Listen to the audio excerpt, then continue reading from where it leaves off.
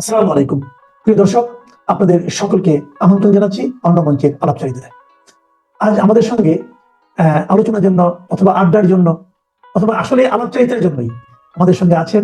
বাড়িটির এখন holding number ছাড়া কিছুই নেই। 6 মাস আগে সরকারি বুলডোজার দিয়ে বাড়িটিকে ভাঙা হয়েছে, পুড়িয়ে ফেলা হয়েছে। বলছি বাংলাদেশের স্বাধীনতা যুদ্ধের স্মৃতি বিজড়িত ধানমন্ডি 32 নম্বর বাড়িটির কথা। মাটির সাথে মিশে ফেলেও ওই বাড়িটিকে এত ভয় কেন? ভয় কি আসলে পোড়া বাড়িটিকে নিয়ে, নাকি ওই পোড়া বাড়িটি যে মানুষটির জন্য বিখ্যাত সেই মৃত হয়েও বাঙালির কাছে আজীবন জীবিত মানুষ বঙ্গবন্ধু শেখ মুজিবুর রহমানকে নিয়ে? বাঙালির ইতিহাসে অন্যতম একটি শোকের দিন 15ই আগস্টে কেউ ওই বাড়ির সামনে গেলে ঠেকাতে তৎপর হয়ে উঠেছে সরকার, সাথে যোগ দিয়েছে বিএনপি। গত বছর 5ই আগস্টের পর সারা দেশে শেখ মুজিবুরের ভাস্কর্যগুলো ভেঙে ফেলে সব স্থাপনা থেকে শেখ মুজিবের নাম মুছে ফেলার পরও শেখ মুজিবকে নিয়ে সরকার এবং সরকার সমর্থকদের এত ভয় কিসে? কিসে এত ভয়? সে প্রশ্নের উত্তর খুঁজে পাওয়া যাবে বাংলাদেশের বর্তমান অন্তর্বর্তী সরকারের 2 প্রভাবশালী উপদেষ্টার লেখায়।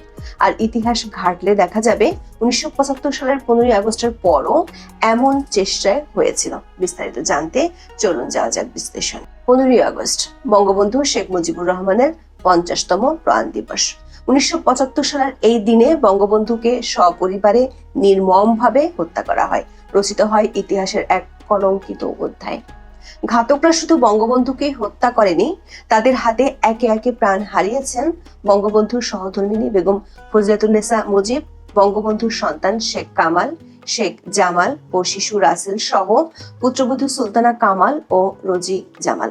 পৃথিবীর এই জঘন্যতম হত্যাকাণ্ড থেকে বাঁচতে পারেননি বঙ্গবন্ধুর অনুজ শেখ নাসের, ভগ্নিপতি আব্দুর রব সেনিয়াবাদ এবং তার ছেলে আরিফ ও সুকান্ত বাবু, মেয়ে বেবি, বঙ্গবন্ধুর ভাগ্নে মুক্তিযুদ্ধের সংগঠক শেখ ফজলুল হক মনি, তার অন্তঃসত্ত্বা স্ত্রী আরজুমনি এবং আব্দুল নাইম খান জিন্টু ও কর্নেল জামিল সহ পরিবারের 16 জন সদস্য ও ঘনিষ্ঠজন। এ সময় বঙ্গবন্ধুর 2 কন্যা শেখ হাসিনা ও শেখ রেহানা বিদেশে থাকায় প্রাণে রক্ষা পান। মূলত 75-এর 15ই আগস্ট থেকে বাংলাদেশে এক বিপরীত ধারার যাত্রা শুরু হয়। বেসামরিক সরকারকে উৎখাত করে সামরিক শাসনের অনাচারী ইতিহাস রচিত হতে থাকে। সপরিবারে বঙ্গবন্ধুকে হত্যার পর গোটা বিশ্বে নেমে আসে তীব্র শোকের ছায়া এবং ছড়িয়ে পড়ে ঘৃণার বিষবাষ্প।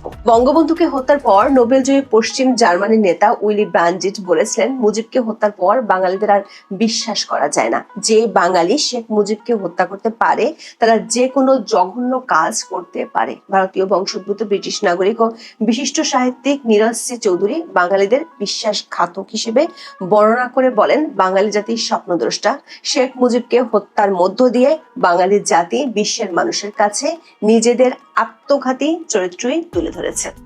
1975 সালের 16ই আগস্ট লন্ডন থেকে প্রকাশিত ডেইলি টেলিগ্রাফ পত্রিকায় বলা হয়েছে, বাংলাদেশের লাখ লাখ লোক শেখ মুজিবের জঘন্য হত্যাকাণ্ডকে অপূরণীয় ক্ষতি হিসেবে বিবেচনা করবে।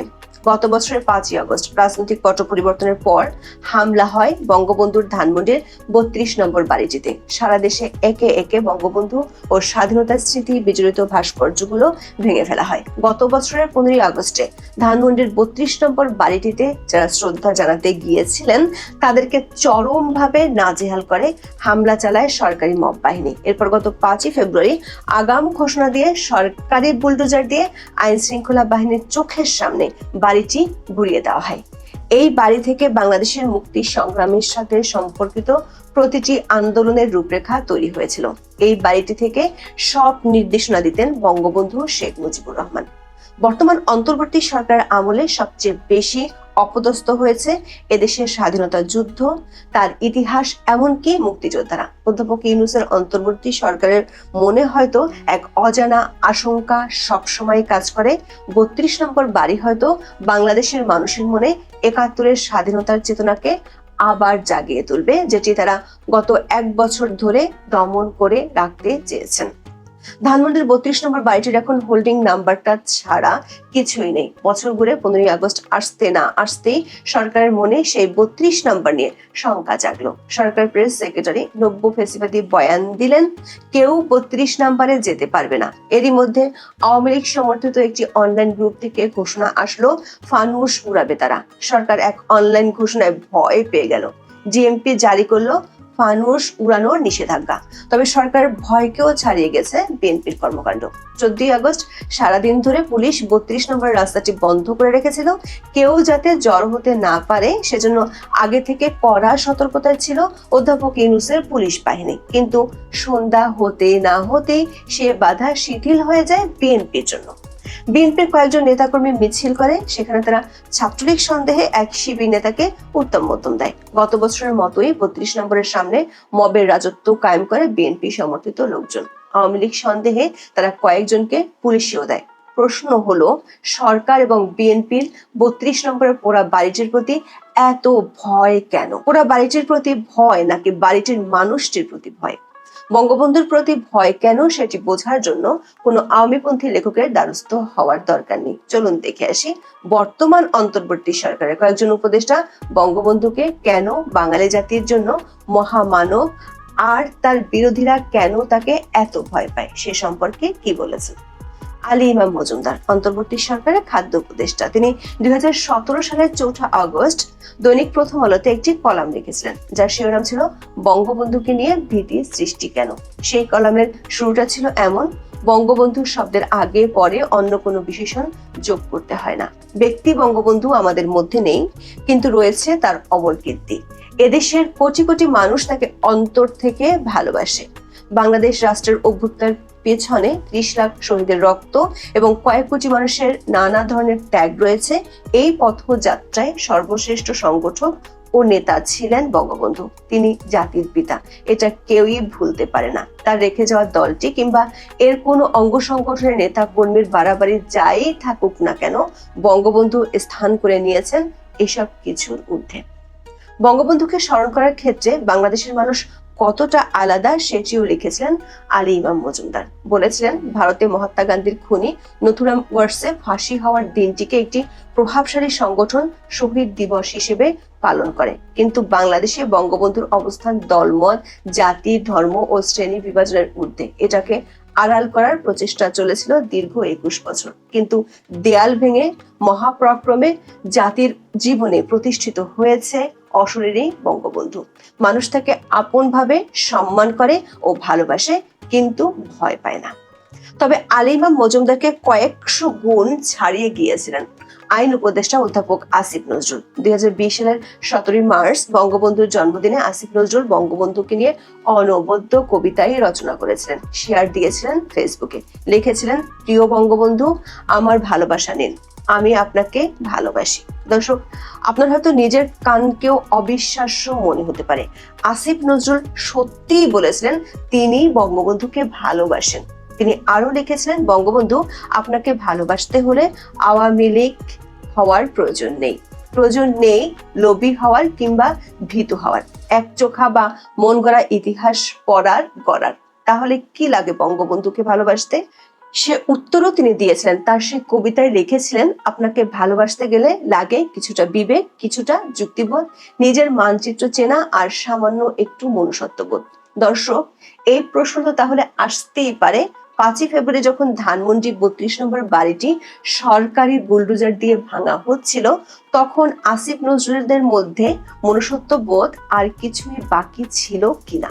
তারা কি তখন সকল যুক্তিবোধ ভুলে গিয়েছিলেন? নিজের বলে দাবি করা বাংলাদেশের মানচিত্রটা কি নিশ্চয়ই তারপর থেকে আর চিনতে পারছেন না। আসিফ নজরুল সেই কবিতায় বঙ্গবন্ধুকে স্মরণ করে লিখেছেন, আপনি তুলনাহীন আত্মত্যাগে, সাহসে আর দেশপ্রেমে, কারণ আপনি না জন্মালে সেদিন স্বাধীন হতো না বাংলাদেশ, আর আমিও আজকে থাকতাম না আমার জায়গায়, আমরা কেউ থাকতাম না আমাদের জায়গায়। আসিফ নজরুলরা উপদেষ্টা হয়েছেন বাংলাদেশ সরকারের। সেই দেশটির জন্মের পিছনে সবচেয়ে বেশি অবদানই বঙ্গবন্ধুর, সেই স্বীকারও করেছিলেন আসিফ নজরুল। দর্শক, আপনার মনে হতে পারে একবার ভুল করে আসিফ নজরুল হয়তো কবিতাটি লিখে ফেলেছিলেন কিনা, তবে তিনি আরো লিখেছিলেন। দৈনিক প্রথম আলোতে 2020 সালের 16 আগস্ট অধ্যাপক আসিফ নজরুলের একটি কলাম ছাপা হয়, যার শিরোনাম ছিল কেন ভালোবাসি বঙ্গবন্ধুকে। বঙ্গবন্ধুর সব অবদানের কথা তিনি ওইখানে তুলে ধরেছিলেন। এমনকি বাংলাদেশ স্বাধীন হওয়ার পর শাসক হিসেবে বঙ্গবন্ধুর যে সমালোচনা, তারও তিনি প্রতিবাদ করেছিলেন সেই লেখায়। লিখেছেন, আমাদের সমস্যা হচ্ছে আমাদের অনেকে বঙ্গবন্ধুকে ঠিকভাবে মূল্যায়ন করতে পারি না। একদল তার মূল্যায়ন করে স্থাবক বা পূজারীর দৃষ্টিকোণ থেকে, আরেক দল প্রবল ক্রোধ নিয়ে, মুক্ত মন নিয়ে দেখলে দেখা যাবে শাসক হিসেবে যেসব ভুল তিনি করেছেন তা খুব অনভিপ্রেত হলেও অস্বাভাবিক ছিল না তখনকার প্রেক্ষাপটে। নেতা হিসেবে যে মুক্তির দুয়ার তিনি খুলে দিয়েছিলেন এদেশের কোটি কোটি মানুষের জন্য, 50 বছরে যে যাত্রাপথের ভিত্তি তিনি গড়ে দিয়েছেন একটি জাতির জন্য, সেজন্য হলো এমন ভালোবাসার দৃষ্টি আমাদের সবার থাকতে পারে। সবশেষ তিনি লিখেছেন, বঙ্গবন্ধুকে ভালোবাসতে হলে আওয়ামী লীগের সব কর্মকাণ্ড মেনে নিতে হবে, এটিও ভুল ধারণা। বঙ্গবন্ধুকে ভালোবাসতে হলে শুধু একটা জিনিস প্রয়োজন, সেটি হচ্ছে প্রকৃত দেশপ্রেম। এটি থাকলে আর বিবেক বুদ্ধি থাকলে বঙ্গবন্ধুকে আমাদের সবার ভালোবাসা উচিত, তার প্রতি সবার কৃতজ্ঞ থাকা উচিত। অধ্যাপক ইউনূস সরকারের সেই কৃতজ্ঞতা নেই, এমনকি আসিফ নজরুল যেই দলটির প্রতি গুণমুগ্ধ সেই বিএনপিরও নেই। অধ্যাপক আসিফ নজরুলরা রাতারাতি যেভাবে পাল্টে গেছেন ঠিক একই রকম চিত্র দেখা গিয়েছিল 1975 সালের 15ই আগস্টের পর।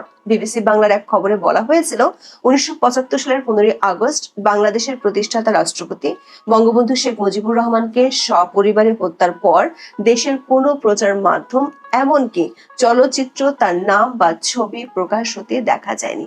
তৎকালীন সরকারি প্রচার মাধ্যমের কর্মকর্তাদের সঙ্গে কথা বলে জানা গেছে, শেখ মুজিবকে হত্যার পর এবং 1996 সালে আওয়ামী লীগের সরকার গঠনের আগ পর্যন্ত যারা ক্ষমতায় ছিলেন তারা নানাভাবে ইতিহাস থেকে তার নাম মুছে ফেলার চেষ্টা করেছে। এখন এ পর্যন্ত সবাই ভালো থাকুন, সুস্থ থাকুন, নিরাপদে থাকুন।